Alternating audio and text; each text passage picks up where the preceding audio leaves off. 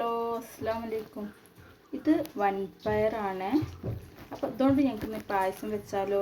അതിന് ഇത് വറുത്ത് കുതിർത്തതാണ്. ഒരു 5 മണിക്കൂറോളം കുതിർത്തി വെച്ചിട്ടുണ്ട്.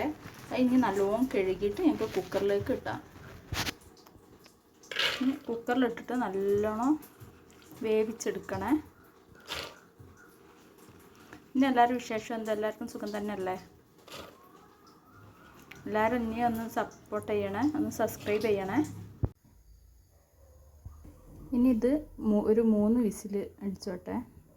അപ്പോഴേക്കും നല്ലപോലെ വെന്ത് കിട്ടും. ഇനി കുറച്ച് വെള്ളത്തിൽ ശർക്കര ഇട്ടിട്ട് എനിക്ക് അലിയിച്ചെടുക്കാം.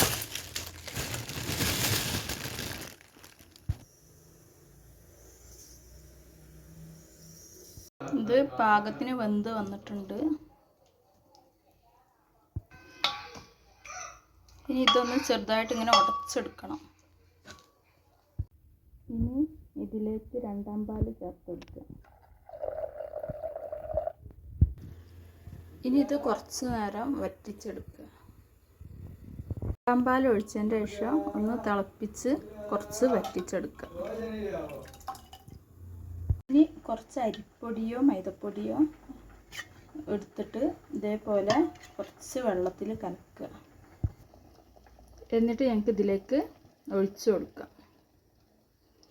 ഒത്തിരി കട്ടി കിട്ടാനാണ് പായസത്തിന്. നല്ലോണം ഒന്ന് ഇളക്കി കൊടുക്കുക.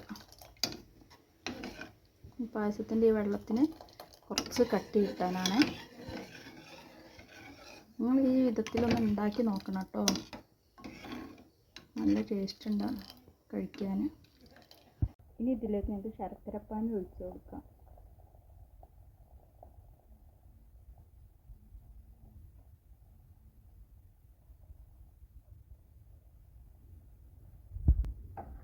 ഇനി ഒന്ന് ഇളക്കി കൊടുക്കാം. ഒരു നുള്ളു ഉപ്പിട്ട് കൊടുക്കാം.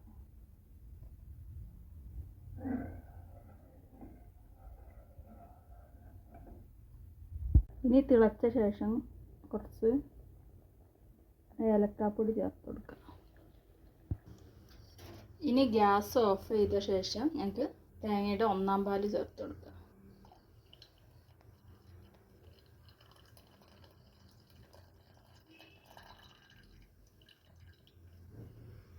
ഇനി ഒരു പാത്രം അടുപ്പത്ത് വെച്ചിട്ട് അതിലേക്ക് കുറച്ച് നെയ്യ് ഒഴിക്കുക. കുറച്ച് അണ്ടിപ്പരിപ്പ്, അതിൻ്റെ കൂടെ കുറച്ച് തേങ്ങാക്കൊത്ത്, രണ്ടും കൂടെ ഒന്ന് ഫ്രൈ ചെയ്തെടുക്കുക. ഇനി വറുത്തത് ഞങ്ങൾക്ക് പായസത്തിലേക്ക് ഒഴിച്ച് കൊടുക്കാം. ഇനി ഒന്ന് ഇളക്കാം.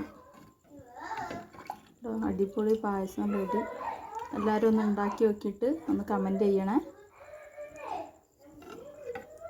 ഇനി ഇത് തണുത്തതിൻ്റെ ശേഷം സെർവ് ചെയ്യാം.